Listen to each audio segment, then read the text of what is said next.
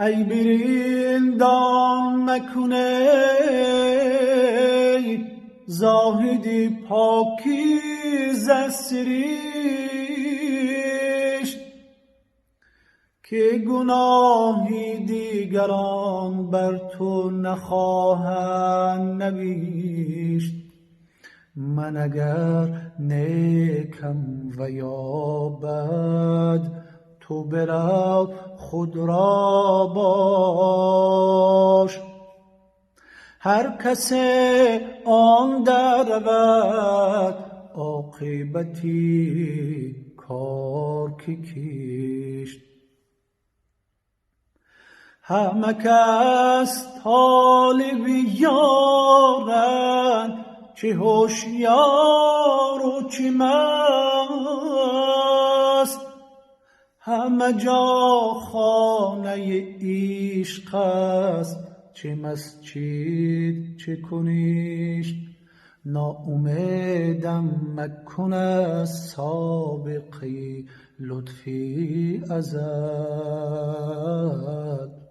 تو پسی پرده چه دانی که خوب است و که زشت. نه من از پرده تقوا به در افتادم و بس. پدرم نیز بهشتی ابد از دست بهشت.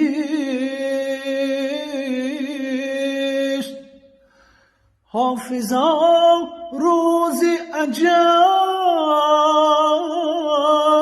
گر به کفاری جامه یک سر از سوی خرابات برندد به بهشت. ای بریندان مکنه زاهدی پاکیزه سرشت. агар дӯстдори панди ҳофиз ҳастед, пас ин озмун барои шумоаст. маркази хират озмуни ғазалхониро дар портали YouTube роҳандозӣ кардааст, ки барои он сину сол тамоман муҳим нест. шумо метавонед як ғазали ҳофизро худатон интихоб карда, дар назди дурбини телефон ё камераи худ хонда ба озмун ба хиратбод ирсол намоед. мо онро дар саҳифаи YouTube мегузорем. ғолиби ҷои аввал соҳиби 1000 сомонӣ ва 10 китоби мотиватсионӣ аз маркази хират хоҳад буд.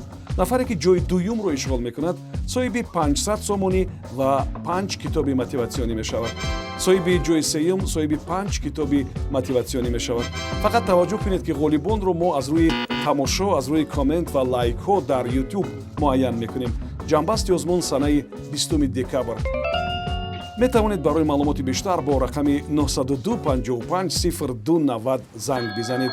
шитобед ва ҳунари худро бисанҷед. ба ҳамаи шумо барор мехоҳем.